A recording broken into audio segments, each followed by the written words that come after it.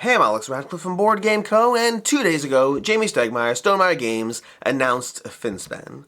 Finspan is the newest game in the series that they have, from Wingspan to Wormspan, and now Finspan. And while Jamie did say that there are currently no plans for more games in this line, and I do believe the wording was not, there will not be, rather there are currently no plans for more, so that is a little meaningful difference, that didn't stop the internets from realizing that this is too much of a good thing. This is too much span. There are too many games in this line. When will it end? Why does it have to continuously? When will you stop beating the dead horse? When will that stop happening? Because this is too much. This is too much. In fact, Chris Riley actually did me a favor, so to speak, of compiling the various memes that there were. Not actually me, per se, the favor. He just happened to compile a bunch of these memes in one spot, so I can scroll through them for you. Because we have the announcement over here, and then we have all the memes that were showing up in all the Facebook groups about how much Wingspan we have, and how much too much, and we have Handspan, and we have Flinspan, which granted I would play that. We have the Thingspan, I'd probably try it. We have Ringspan, which feels like another Lord of the Rings meme. We have Lifespan, an edgy life and death game. We have Span, like the span of a bridge span.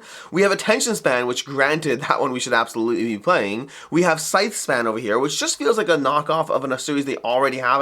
I don't think that they'd go that way. I don't think so. C-Span perhaps, Chin Span very possibly, Time Span absolutely, Cow Span, and then finally the Flogging a Dead Horse Span. And then another post that I saw that I really enjoyed separately from these are Ryan Opp from, there were 1,861 days between the announcement of Wingspan and Wormspan, and 374 days between the announcement of Wormspan and Finspan. If a consistent geometric pattern continues, there'll be another span on March 23rd, April 7th, April 10th, and every day thereafter. You have been warned, which granted is a very fair point, just mathematically speaking. This is crazy. Here's the thing. If you're trying to figure out what the point of this video is, the point of this video is, I'm going to go through a bunch of stuff after this because there's a lot of hullabaloo about this span game. There was a post, oh my gosh, this is like, I don't know who you are, whoever posted this. I mean, you know who you are, and maybe you're watching this video, I have no idea. But somebody posted that they were, like, am I the only one hoping for the series to flop and be a failure so that it could be the end of the series?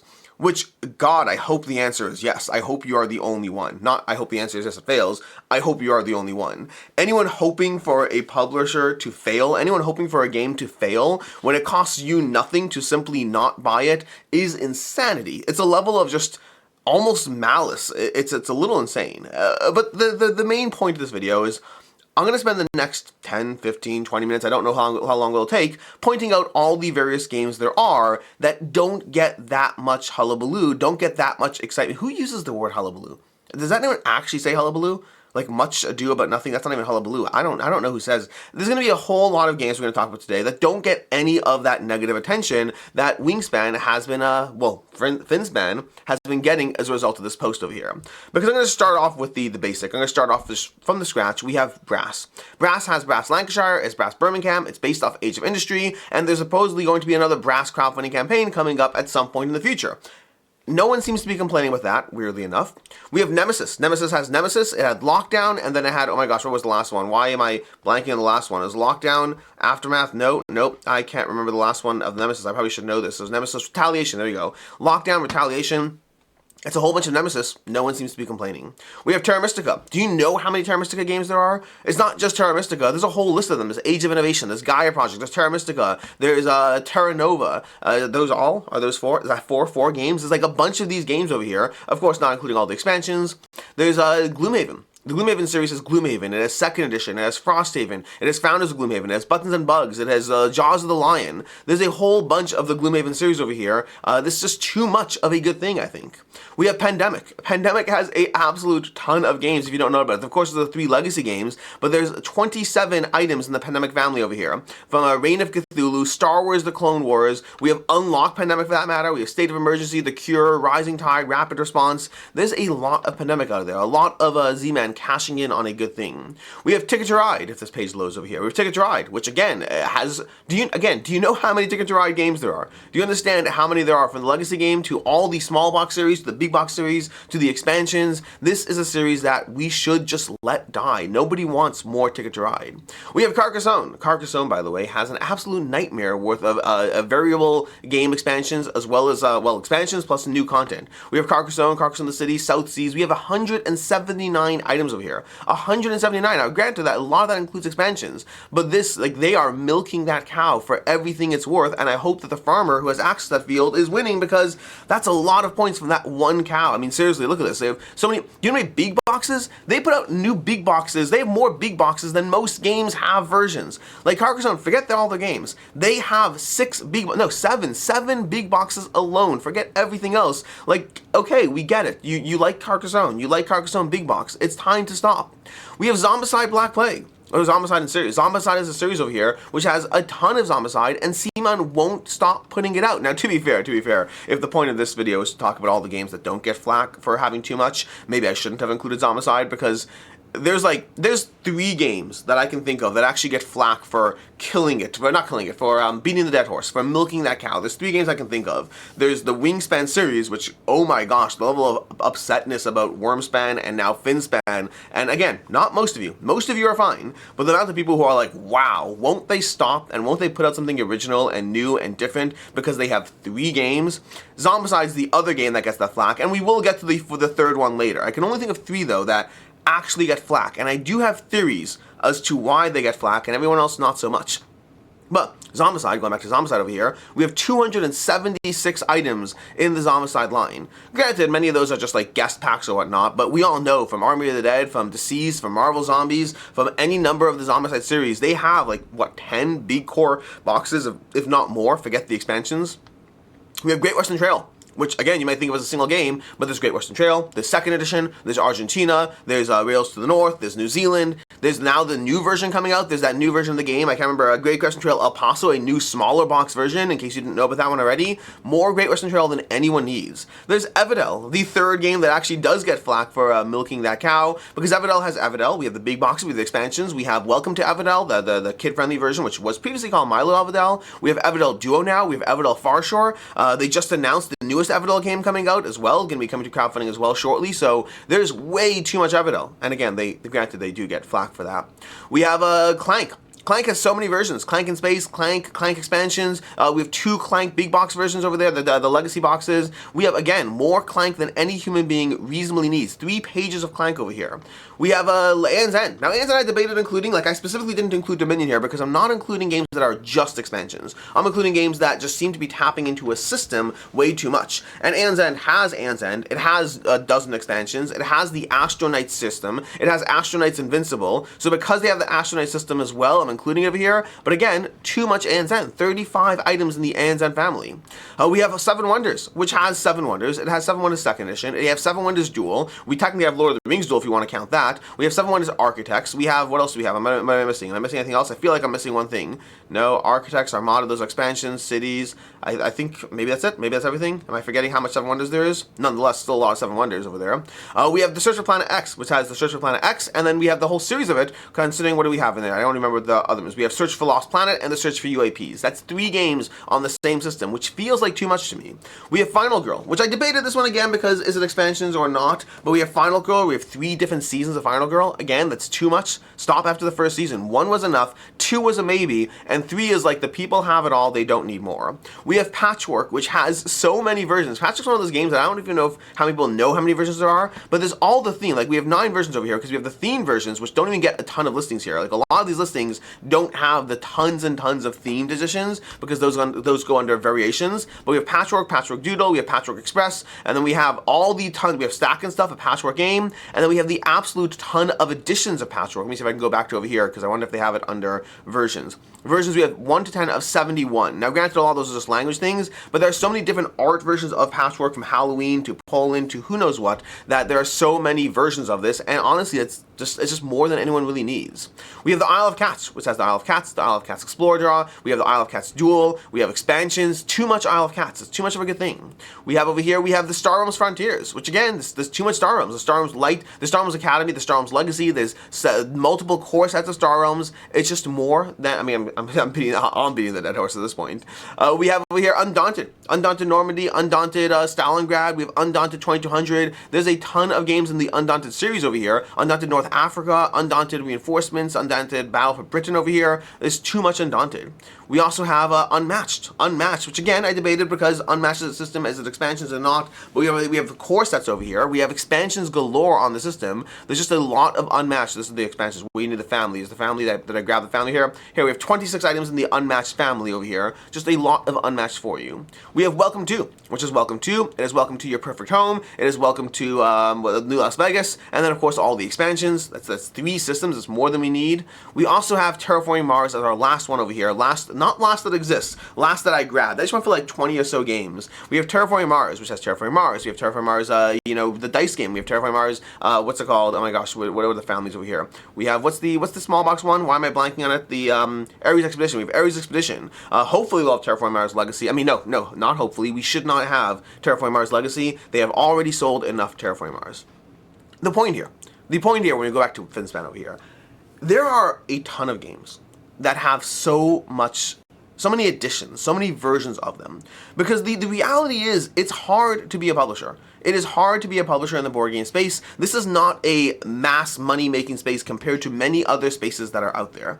And the reality is that the way most publishers have to operate is they put out game after game after game. Many of them might barely break even, make a little bit of money for them, but they have to hope for that one hit. All publishers have to do that. They have to hope for that hit that keeps them afloat, the hit that manages to become an evergreen game, that continues to sell on a regular, ongoing basis, because that allows the continued creativity, the continued experimentation. These are the games that allow publishers to thrive, to do well. Every publisher, if you think of the most publishers, they have their hit.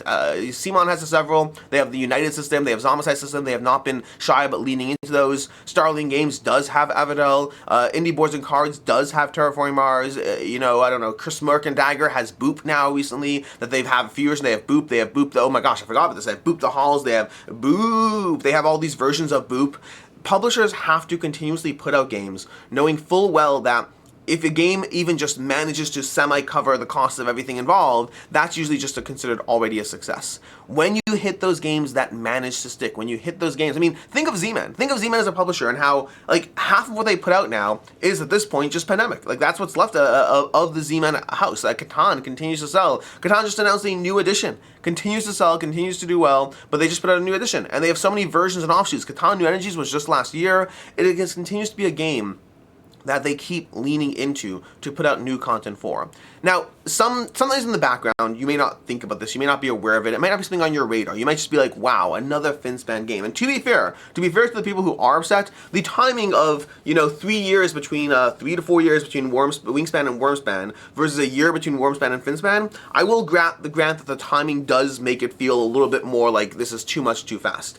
But that said, there are publishers who put out continued versions of their games every single year. It just happens to be Wingspan didn't get tapped into for 4 years, and then eventually it had a new version of it. A new version, by the way, that many people prefer to Wingspan. That's something to remember here. A lot of people do like the new Wingspan over Wormspan, the new Wormspan over Wingspan. I believe it was one of the most popular selling games for Stonemaier. I think it's the fastest game ever to hit the volume that it did, just because it's built off the popularity that exists. It's built off people who wanted that game, or even people who didn't want a game about birds, but were excited about the fact that it was so well received and they wanted a game about dragons. This kind of thing happens. Everdell Farshore, for all the flack that Everdell Farshore got, people generally like it. People think that it's a good version. The amount of people I've seen who say, yeah, I got rid of Everdell and I keep Everdell Farshore, after Starling Games had so many people attacking them for, just leaning into that game again, to continuously trying to make money off of a system, to exploit their backers.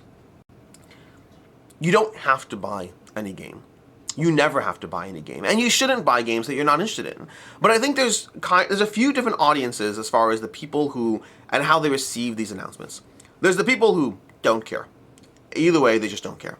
There's the people who are excited. Oh my gosh, look at this. We have Finspan over here. Finspan, it looks cool. The art looks great. It's another game designed by David Gordon and Michael O'Connell, with assisted by Elizabeth Hargrave. Kind of same system they had with Wormspan, where Elizabeth Hargrave helped with the designers of the new game. But it looks cool. It looks fun. I have no idea if it'll be for me or not, but there's people who don't care. There's people who are excited. They want that thing. There's people who are not excited and unhappy because they might lack the self-control to say no to the thing. And I'm not saying that with judgment, I'm saying that with sympathy. I get that audience. I get the audience of people, because I'm in that audience. I have said multiple times, I said, before DC United ever came out, I said, I hope they don't come out with DC United, because if they do, I will buy it. Now, I didn't say I hope they'll fail. I said I hope they don't come out with a thing because I'll buy it and I probably don't need more of it. I, to this day, still hope they don't come out with Harry Potter United because I'm not even that big a Harry Potter fan, but I feel like the Harry Potter system does kind of work with the United framework. Like, I feel that kind of works, and I'd go for that. So I hope they don't put out a product because I don't need more United and I'll buy it. So I kind of understand the audience that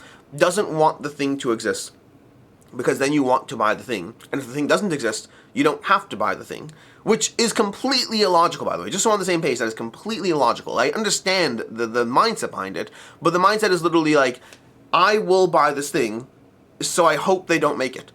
If they do make it and you don't buy the thing, you're in the exact same space you were before. It's just FOMO that's getting to you. But your lack of having the thing is the same whether it's never created or whether it's created and you don't buy it. They're the same lack in general. So again, as much as I am sympathetic to the viewpoint, I don't begrudge any publisher for trying to make money off of something popular, something that has been well received. I love the United system. I've had so much fun playing with the United system that yes, I've paid more money for it than any person should pay for that game system, but nonetheless, I've enjoyed and benefited from it, and that's why I keep getting it. At a certain point, if I stop benefiting from it, I'll stop getting it. Probably. I mean, I could say that with Marvel Champions, I finally stopped buying more Marvel Champions because I don't use all the new stuff as much as I should. So there's some self-control here, even if it's not a lot.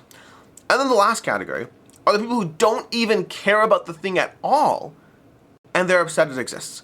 The people who don't even like Zombicide, don't care about Zombicide, but they see Zombicide coming out with a new edition and they're like, wow, Simon, they have no creativity. Look at them continuing to put out the thing that people keep buying because they clearly want it.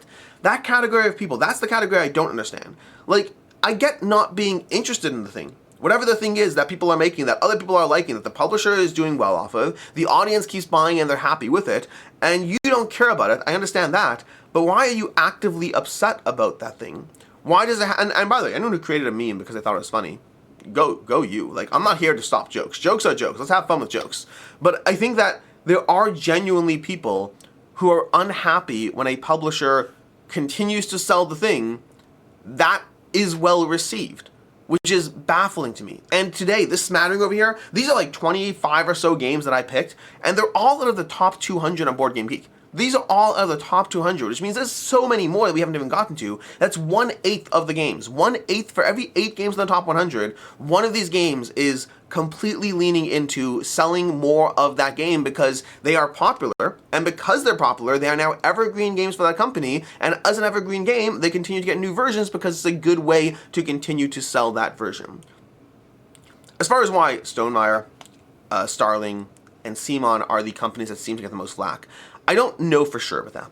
I have some minor theories. I do think that Starling in general, Starling and CMON have definitely had mixed reputations with the public. And I think a mixed reputation gives you less grace with the public than other games. When Carcassonne comes out, I don't think there's a face to Carcassonne. When they come out with a new version, when Ticket to Ride comes with a new version, these are companies that don't really have an interactive face with the public to a large extent. In fact, if you think about it, most of the companies, I have to go through the whole list over here, I think Stonemaier definitely heavily interacts with the public. CMON definitely interacts with the public just through their crowdfunding campaigns. And Starling has had their own little snafus with the public here and there, and I think as such, they are companies that have gotten more heat from when they announce these games than when the faceless Days of Wonder kind of puts out Ticket to Ride. There's no one to vent against, there's no one to complain, there's no one to think about, and there's no person. So they're just kind of things that exist. They're just another product that comes out. So I think that might be part of why these companies do get that flack.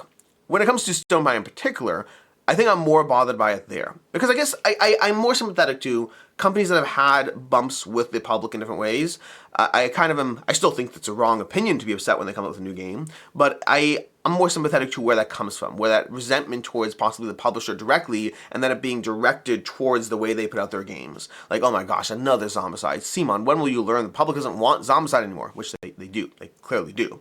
But as far as Stonemaier, Jamie Stegmaier puts out blogs on a regular basis on his article. He interacts with the public on his live stream every single week. He puts out videos on his YouTube channel on a regular basis. He is one of the biggest contributors that I can think of to the tabletop space in such a positive way. Not without no steffus. I'm not going to say there's no steffus. There have been little small bumps in the past, but like, the level of, if you look at my channel, I've had bumps in the past. No matter who you are, if you interact with the public, you're going to have bumps to some extent. But the level of contribution Jamie Stegmaier has towards the board game community, The fact that he puts out a third version of a game that has been incredibly popular and well received, both the first and second versions of that game, and now we have Finspan. Okay. I guarantee you people are going to be happy about this game. I guarantee you people are going to want this game. I guarantee you people are going to ask for expansions for this game. What I don't guarantee, but I do wonder, is I do wonder if there'll be more versions of this game down the road. Probably not a year from now. If there are no plans for another game right now, then it means it'll be a lot longer than a year before we have another one. But I wouldn't be surprised if we had another, and I'd say that it's probably even a good thing. There are so many categories of theme you can go into, and if it's a popular enough system, then why not dabble in it? Why not see which theme resonates with one person versus another? Which tweak to a mechanic works better for somebody else? Working towards a perfect collection, working towards a game, towards games that work best for you, is a regular part of this hobby. Trying to figure out the things that spark the most joy with you as a gamer. And every tweak to the system, like I liked Wingspan better than I did Wingspan. I'm very curious about how I'll feel about Finspan. I don't know if it'll be better, different. Thematically, dragons are my favorite, but who knows? Who's to say where these systems go?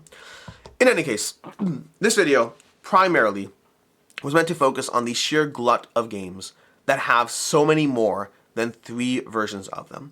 Just as a reminder that if you're someone who liked the announcement, if you're someone who didn't care about the announcement, or if you're someone who's against the announcement, this is part and parcel of the board game space. Trying to find that one hit that actually sustains your company so you can continue to do well. Don't begrudge somebody for being successful, because I personally hope that one day you're successful too. And I hope that nobody begrudges that success either.